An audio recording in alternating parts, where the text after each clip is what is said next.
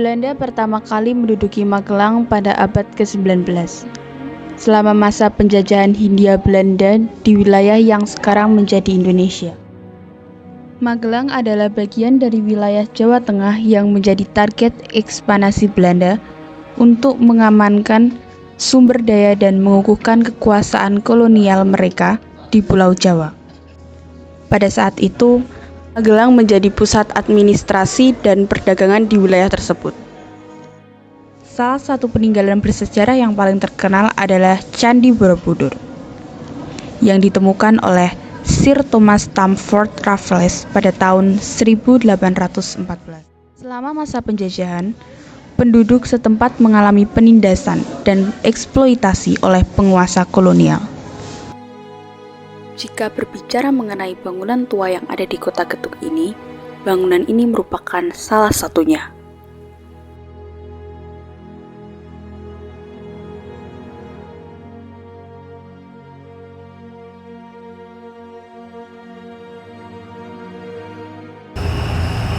Magelang memiliki banyak sejarah, salah satunya mengenai penjajahan Belanda.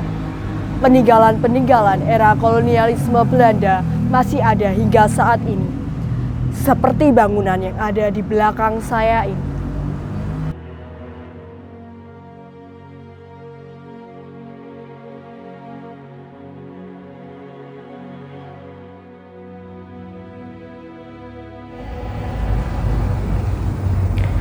Gereja Santo Ignatius Magelang ini adalah gereja tertua yang ada di kota Magelang. Gereja Santo Ignatius ini didirikan oleh Romo Vogel pada tahun 1890 dan gereja ini berdiri pada era kolonialisme Belanda. Pada awal berdirinya bangunan tersebut, belum seperti sekarang yang terdiri dari 3 lokal gedung, yaitu Gereja Santo Ignatius, Pasturan, dan Panti Mandala. Gereja tersebut berdiri tak lepas dari jasa Romo F. Vogel SJ, seorang pastor Katolik yang membeli tanah ini pada tahun 1890.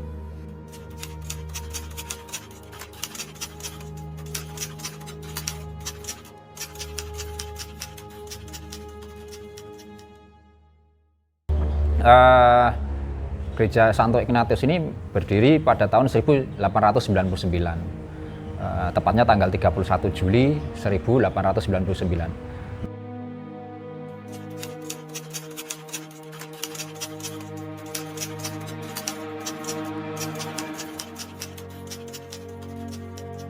Buku yang ada di Pasturan Gereja Katolik Santo Ignatius ini tercatat ada proses pemandian 2 orang yang bernama Yosef dan Sanisa, yang mereka berdua ini berasal dari Ambarawa.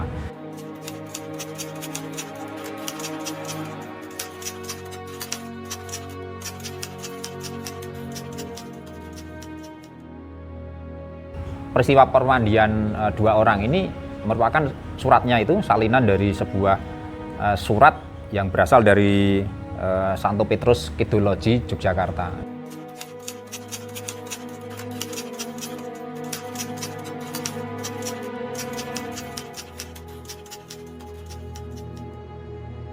Suatu ketika sebuah catatan pada tahun 1879 itu dalam setiap bulan itu ada 1-15 orang yang dibaptis. Tentu mereka butuh dalam perkembangan waktu, semakin banyaknya mereka, artinya mereka membutuhkan tempat ibadah gitu.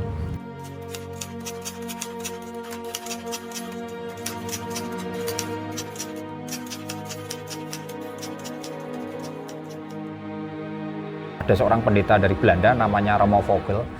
Romo Vogel ini seorang misionaris penyebar agama Katolik. Dia mendapat tugas di Magelang. Beliau ini datang ke Magelang tanggal 30 Mei 1889. Nah, dia ditugaskan khusus di Magelang, sehingga di sini sudah ada seorang pendeta yang mengampu keagamaan Katolik lah di sini.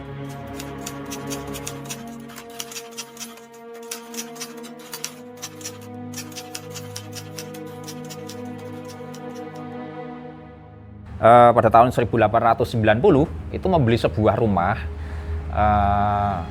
rumah kuno yang dijadikan sebagai tempat ibadah gereja. Yang kita ketahui bahwa tempat itu sekarang menjadi Panti Mandala. Nah, jadi Panti Mandala itu dulu adalah rumah, tapi bukan gedung yang sekarang ya, tapi gedung yang lama. Itu yang dulu dibeli oleh Romo Vogel gitu. Nah, dibeli terus jadikan tempat ibadah. Lalu dia juga mendirikan rumah tinggal untuk romo atau pendeta. Nah, di manakah rumahnya? Yaitu dekat dengan gedung itu ya, ini pasturan ini. Selain membeli rumah dan mendirikan pasturan, rumah yang dijadikan gereja itu, Romo Vogel juga membeli andong. Andong itu kayak dokar, itu ditarik kuda, dan itu fungsinya untuk kayak semacam kendaraan dinas. Jadi dia nanti Romo Vogel ini nanti berkunjung ke berbagai tempat untuk memberikan layanan peribadahan dan seterusnya. Jadi bisa dikatakan Romo Vogel ini yang membuka perkembangan agama Katolik di wilayah Kota Magelang ini khususnya.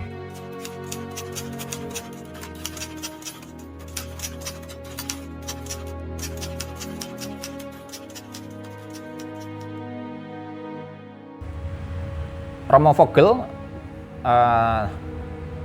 menyadari bahwa semakin lama umat Katolik itu semakin banyak gitu, dan gedung gereja yang pertama ini tidak mampu menampung lagi jumlah umat ketika beribadah. Maka Romo Vogel lalu mendirikan gereja baru yang lebih besar, lebih megah dari semula, yang kita kenal dengan nama Rooms-Katholieke Kerk. Jadi artinya gereja Katolik Roma.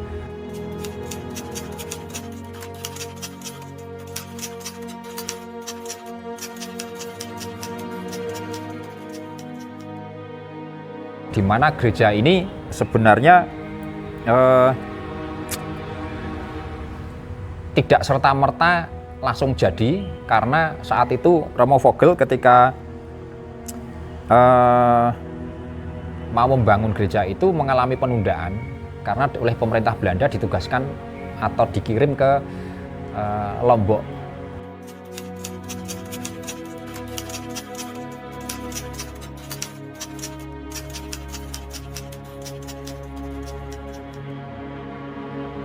Ketika sepulang dari Mataram, Romo Vogel melanjutkan rencana pendirian gereja itu. Nah, peletakan batu gereja pertama dilaksanakan pada tanggal 31 Juli 1899. Di dalam saat itu cuaca sangat tidak bagus karena hujan deras. Nah, ini juga sangat menarik. Kita ketahui bahwa bulan Juli itu kan sebenarnya sudah masuk musim kemarau, tetapi kenapa terjadi hujan deras? Nah, mungkin saja ini sebuah penanda bagi Romo Vogel bahwa dalam proses penyebaran agama Katolik, mendirikan gereja Katolik, dia juga akan tidak mudah. Dia pasti akan mendapat tantangan yang tidak ringan gitu.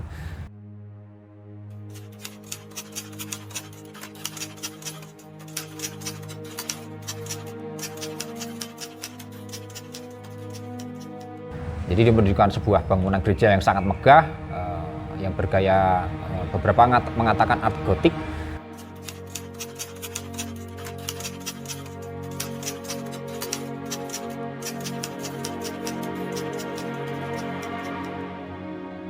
Pembangunan gereja itu cukup lama, gerejanya bukan yang ini, masih lama, yang lama. Itu memakan waktu 1 tahun. Jadi kalau tadi peletakan batu pertama tanggal 31 Juli 1899, setahun kemudian tanggal 22 Agustus tahun 1900 baru diadakan misa pertama. Misa pertama ini sebenarnya menjadi momen yang luar biasa karena sebuah peristiwa besar yang terkait dengan agama Katolik telah terjadi di Magelang.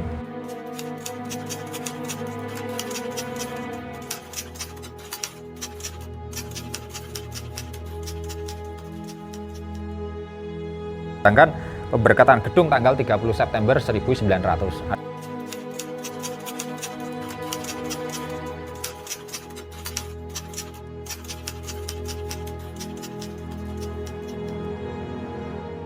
dan diberkati oleh seorang pendeta atau romo dari Batavia. Tentu namanya adalah Romo Monsinyur Leupen SG, di mana dia didampingi oleh Romo Mutsair dari Cirebon, terus ada juga Romo Asselberg dari Jogja, Romo Visser dan Van Hovel dari Magelang, di mana nantinya kelak Romo Van Heuvel ini akan menggantikan Romo Vogel sebagai pastor di gereja Katolik itu. Bertambahnya masyarakat Jawa memeluk agama Katolik ini merupakan buah kerja keras para misionaris yang namanya pantas ditorehkan dengan tinta emas. Di antaranya Romo Van Lith SG dan Romo J. Hou van Nars SG.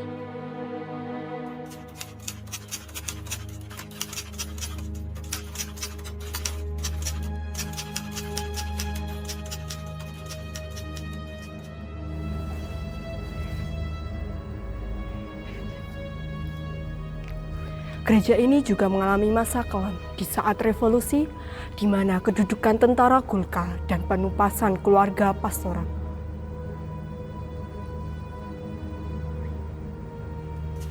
Pada tanggal 30 Oktober 1945, tentara Gurkha datang dan menduduki gedung Susteran Fransiskan dan digunakan sebagai markas mereka.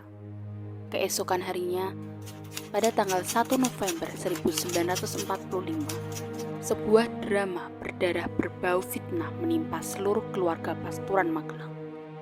5 orang romo, 2 frater, 2 bruder, dan seorang koster diculik oleh segerombolan orang yang memancing di air keruh. 10 orang ini dibawa dan dibunuh di kuburan Giriloyo Magelang. 3 tahun kemudian, peristiwa pembunuhan kembali terjadi. Romo Sanjaja, PR, yang saat itu dipercaya menggembala umat di Magelang bersama Romo Habauwenis SG, diculik dan dibunuh di desa Patosan, Sedan, Muntilan. Pada tanggal 1 Agustus 1962, dimulailah renovasi gereja dengan perencanaan dan pelaksanaannya dari kota Semarang. Gedung yang semula bergaya gotik dirombak total menjadi gaya yang sama sekali baru. Beberapa dari bagian gedung lama masih difungsikan sampai sekarang. Di antaranya, jendela-jendela mozaik, tangga melingkar untuk naik ke balkon, dan lonceng gereja.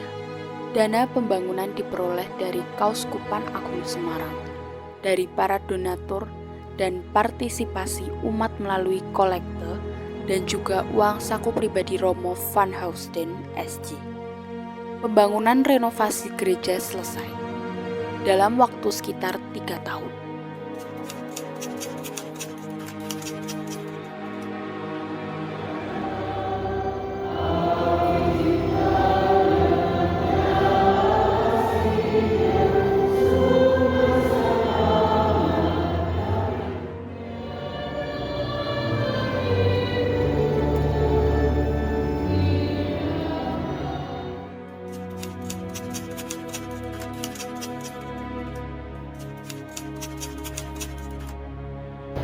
Kira-kira sudah 13 tahun.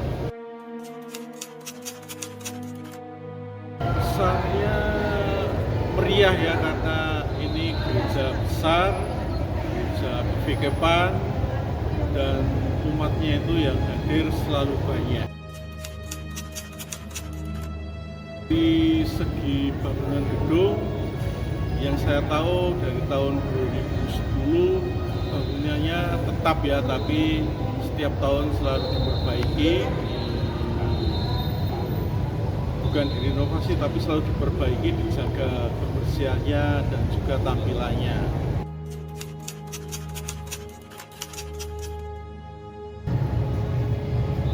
Setahu saya dari segi liturgi ada perubahan-perubahan sedikit, tapi dari tata cara beribadah juga.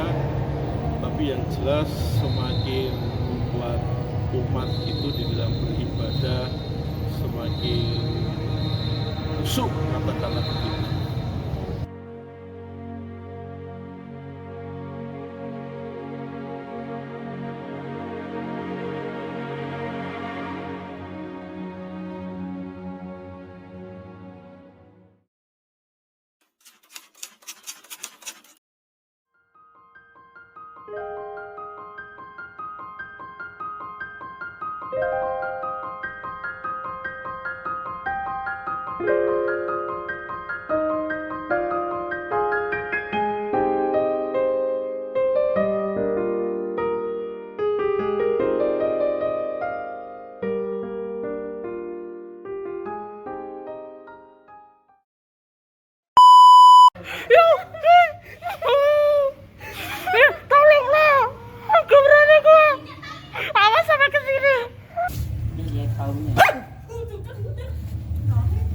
Sejarah, salah satunya mengenai penjajahan Belanda.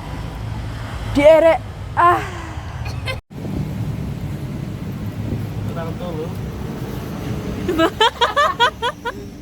Gila.